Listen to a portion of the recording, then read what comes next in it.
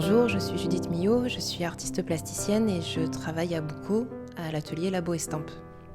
Tout d'abord, voilà, pour revenir un petit peu à ta sensibilité par rapport à l'art, etc., comment est-ce que tu as décidé de creuser un petit peu cet univers-là et voilà, quels sont tes premiers souvenirs d'un intérêt par rapport à la création, à l'art, peut-être étant toute jeune? Oui, je crois que... Bon, après, je viens d'une famille où il y a beaucoup de... Voilà, baigné dans l'art, mais plutôt le côté théâtre. Et je suis allée à Paris étant petite et je suis tombée devant les Nymphéas de Monet. Et du coup, j'ai fait très vite du dessin, de la peinture et on m'a offert mon appareil photo, j'avais 17 ans. Et donc là, j'ai commencé à faire de la photo argentique. Et puis j'ai suivi des études d'art à l'école d'art. Et j'ai toujours gardé la photographie que j'ai mélangée à d'autres savoir-faire. C'est seulement en arrivant à Bayonne que j'ai rencontré Jana Lottenberger, qui enseigne la gravure à l'école d'art. Et on a, avec Luc Médrinal, donc le troisième de Labo Estampe, on s'est mis à travailler ensemble, à partager l'atelier. J'ai découvert et redécouvert la gravure que j'avais vue seulement il y a des années à l'école d'art. Et ça m'a permis, à un moment où j'arrêtais un peu le travail en résidence, un petit peu à droite à gauche, dans des lieux très différents, de trouver une expression à des images qui étaient en attente. Et donc depuis, je creuse des techniques très différentes que j'allie à cette image d'apparence documentaire et pour leur donner une forme propre à chaque piste, à chaque œuvre. Monet, qu'est-ce qui t'a impacté dans le travail de Léna de Monet? Je crois que c'est la couleur qui m'avait marqué beaucoup, les formats aussi. Et je me rends compte qu'à contrario, pendant des années, je n'ai travaillé qu'en noir et blanc et en tout petit. Mais voilà, ça a développé un intérêt pour, euh, pour l'art en général. Et la photo, parce que bon voilà, la peinture est un univers différent à la photo, mais voilà, comment euh, est-ce que c'est ce cadeau de l'appareil photo qui a fait que bon, tout d'un coup, tu as découvert d'autres possibilités, un autre univers? Moi, je crois que le dessin, la peinture, tout de suite, on est dans l'univers de la fiction. Alors que la photographie, moi, ce qui m'intéresse, c'est qu'on est toujours entre deux. On, on, a, on, on perçoit la photographie toujours comme extrait de la réalité, alors qu'on peut très très bien fabriquer toutes les images qu'on veut. Et même au labo, c'est la première approche de la photographie, c'était donc l'argentique, donc c'était la chambre noire, le labo. Et au labo, on peut complètement réinterpréter une image. Maintenant, avec le numérique, n'en parlons pas, mais c'est vraiment ce pouvoir qu'a l'image de capter l'œil et de la faire passer pour vraie qui m'intéresse. Labo Estampe, si tu peux nous présenter, c'est quoi Labo Estampe? Donc Labo Estampe, à la base, c'est un atelier de production autour de l'image imprimée, donc photographie, gravure. Et c'est devenu un collectif d'artistes parce qu'on s'est mis à travailler ensemble tous les trois. Et on accueille aussi des artistes parce qu'on a envie de partager nos équipements. Donc certains artistes viennent travailler dans notre atelier et maintenant on fait aussi de la formation professionnelle. Bon, quelles sont un petit peu les spécificités, avec quoi est-ce que vous travaillez? Est-ce que bon, l'axe est la photo ou l'image? Donc quand on travaille dans le milieu de l'estampe, c'est tout de suite beaucoup de matériel.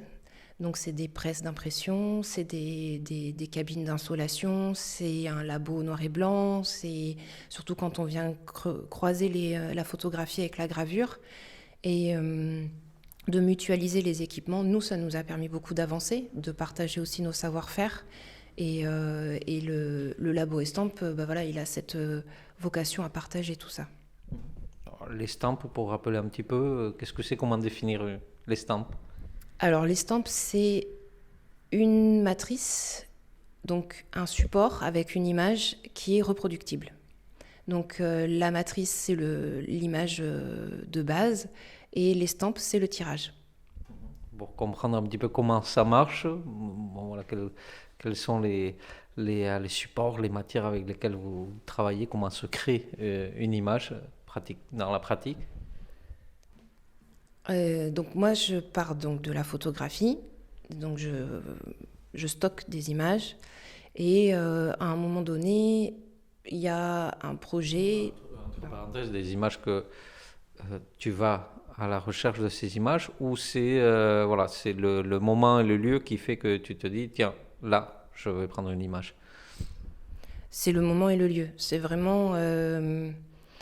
Alors, j'ai beaucoup travaillé dans des contextes de résidence au départ. Donc, on arrive, on découvre un lieu. Moi, je travaille avec les lieux, donc je travaille pas avec les. Je travaille avec les gens à travers les lieux, mais je prends pas en photo les personnes. Donc, c'est toujours la découverte. C'est beaucoup de moments passés à explorer. Et puis, il y a des endroits qui interpellent, des images qui se font. Ça tourne toujours autour de séries, mais de toutes petites séries. Et après, c'est la rencontre de ces images avec une technique ou un croisement de techniques. Et en l'occurrence, au départ, je travaille énormément avec la photogravure, qui est une technique donc, où on obtient une image en creux dans laquelle on vient mettre de l'encre et on vient imprimer avec une pince d'impression comme Gutenberg. Le public, quand il voit ce travail-là, je pense qu'il doit se poser des questions par rapport au travail qu'il y a eu pour arriver à cet effet.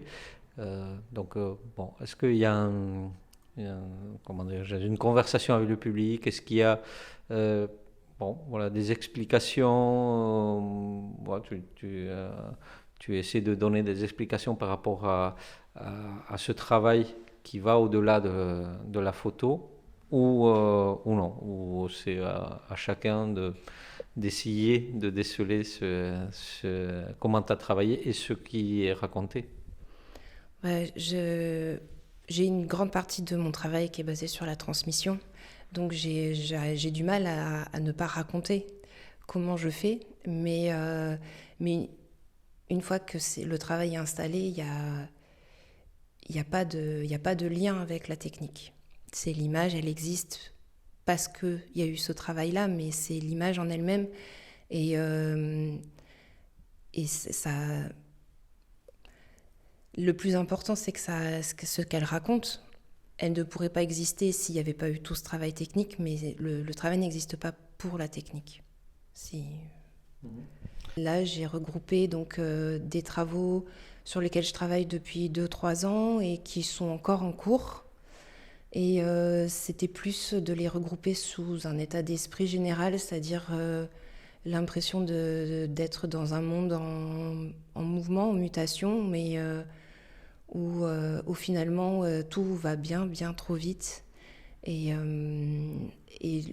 le besoin peut-être de faire un pas de côté, de prendre le temps de poser les choses, d'observer pour prendre les bonnes décisions par rapport au changement sociétal.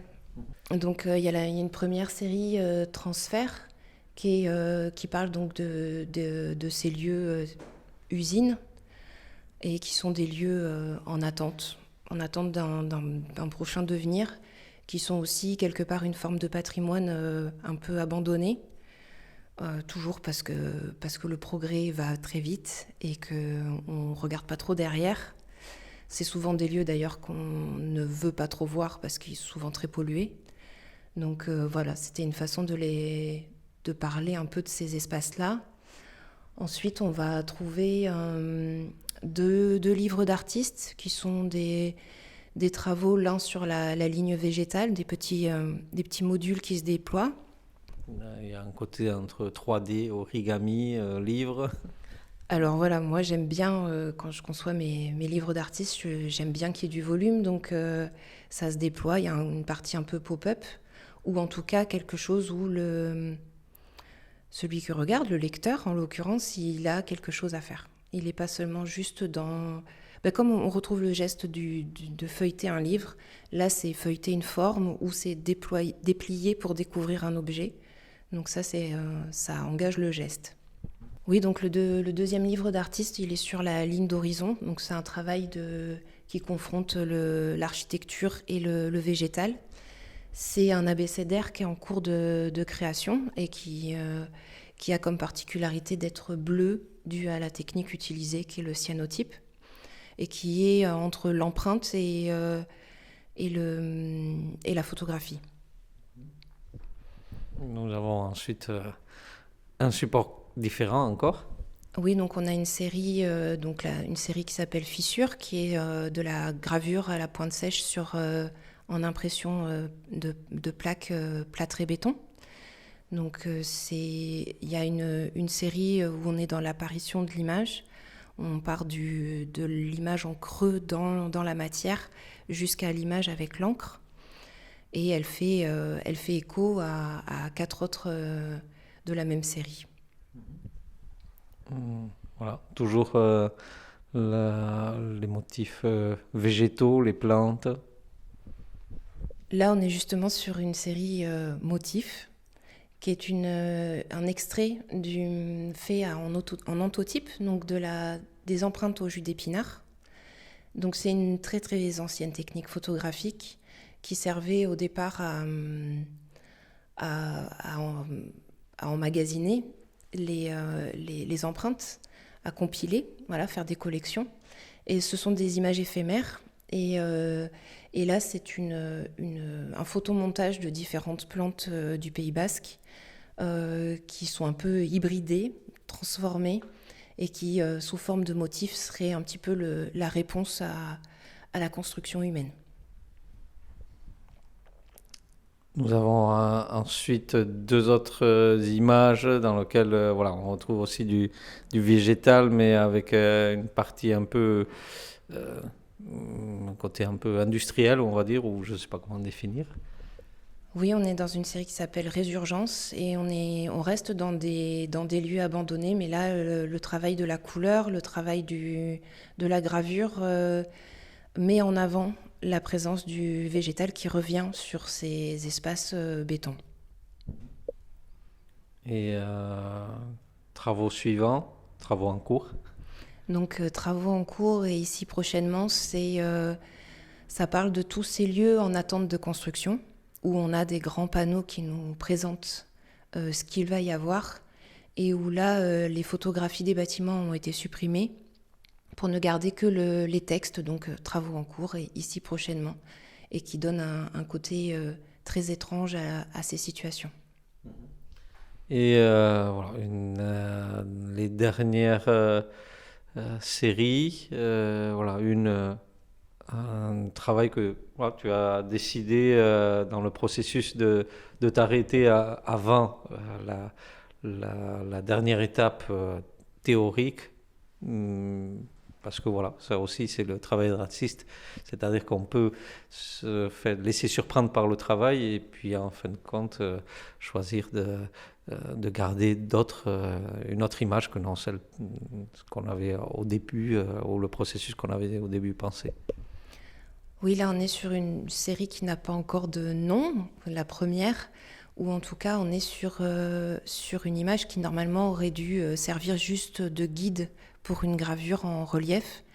Et en fait, la préparation de la plaque, je me suis laissée surprendre par le résultat et j'ai décidé que c'était là que l'image devait s'arrêter. Alors que normalement, il devait y avoir une autre étape. Normalement, la plaque devait être gravée et imprimée et pas juste à peine esquissée. Et dernière série, Engrenage. Donc là, on est sur un travail de sérigraphie croisé avec de la gravure, puisque c'est de la gravure au carborandum. C'est en fait juste une technique qui m'a permis d'utiliser la trame de la sérigraphie pour faire vibrer l'image et donner une distance à cette collection d'outils industriels, en travaillant aussi en plusieurs plaques, plusieurs couleurs, pour donner un peu de profondeur et toujours pareil, parler on voit immédiatement ce que c'est et on a l'impression d'avoir toujours vu ces types d'objets et ce sont des choses qui pourtant sont en train de disparaître. Voilà, une dizaine d'années que tu travailles, voilà, que tu fais partie du collectif Labo Estampe, etc. Et que vous travaillez différentes techniques, les processus changent. Euh, Est-ce qu'après toute cette expérience, on se laisse surprendre toujours par, voilà, par la vie propre des créations ou, voilà, ou est-ce que de plus en plus tu sais vers où qu'est-ce que tu vas réaliser avec chacune des séries ou... Non, souvent c'est, enfin, je veux dire, c'est les domaines, les croisements entre photographie et gravure. Je crois qu'il nous faudrait plusieurs vies pour arriver déjà à, à comprendre les mécanismes, à arriver à un résultat. Et en plus, à chaque fois, il y a quelque chose de tellement expérimental qu'on peut, on peut se laisser surprendre à chaque étape et décider d'exploiter l'une ou l'autre des étapes. Et en plus, le fait de travailler en, en colocation avec deux autres artistes qui travaillent des médiums différents, voilà, on ouvre encore plus les possibles. Souvent, là, par exemple, nous avons une série de photos où tu as dit que le travail a démarré en 2000, bon, il y a 2 ans. Donc le processus peut être long. Et je ne sais pas quelle est la partie que tu préfères. Est-ce que c'est la partie à l'extérieur, à la recherche de l'image de base, ou est-ce que c'est le travail en laboratoire, impression? Bah, clairement, moi, c'est la partie laboratoire impression. C'est qui me plaît, c'est des poses en fait. En fait, c'est des techniques qui sont très lentes et qui, à l'époque actuelle, entrent en résonance avec mes convictions où il faut vraiment essayer de ralentir et se reconnecter à un rythme normal. Et du coup, c'est... Ouais, des fois, il faut juste une journée entière pour graver 10 centimètres. Et en même temps, c'est en faisant ces gestes-là qu'on comprend ce qu'on va faire, là où on va aller. Et je pourrais plus faire sans cette façon de travailler. Comme au labo, en fait, où il faut du temps pour avoir son image sur une pellicule, il faut du temps pour la sortir sur papier. Ben voilà, si on va trop vite, on perd un moment le recul qu'on peut avoir sur le travail. Quelle est, voilà, dans ton quotidien, quelle est voilà, la partie où euh, tu passes beaucoup plus de temps, disons, à transmettre, voilà, partager un petit peu avec d'autres personnes ou qui souhaitent apprendre aussi, ou c'est la création qui prend le dessus? C'est l'équilibre le plus difficile à trouver, je crois. J'aimerais avoir plus de temps pour la création, mais il y a aussi la réalité économique qui fait que la transmission aussi, même si c'est une passion, prend plus de temps. Mais voilà, il y a aussi, dans la création, il y a aussi la phase recherche qui se fait aussi avec les autres et qui, qui est hyper importante. Pourquoi je dis ça? Je dis ça parce que je voulais revenir sur le fait que les technologies avancent encore, qu'aujourd'hui il faut se poser la question de l'impact écologique de ces techniques.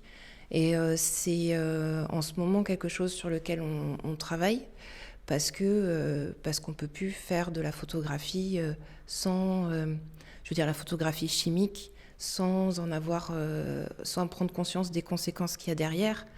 On ne peut plus travailler la gravure avec les acides comme avant. On ne peut pas continuer à fonctionner comme ça. Donc forcément, il y a une très grande remise en cause et je crois qu'on est nombreux à la partager dans le milieu artistique, des techniques, des médiums, que ce soit en peinture ou en gravure. Et il va y avoir énormément de travail pour développer et faire avancer ces manières de travailler. Quelle est la dernière façon de travailler que tu as découvert, que tu as développé ou que tu as, voilà, mis en place ces derniers temps et qui, voilà, qui t'apporte de la satisfaction au moment de construire tes œuvres?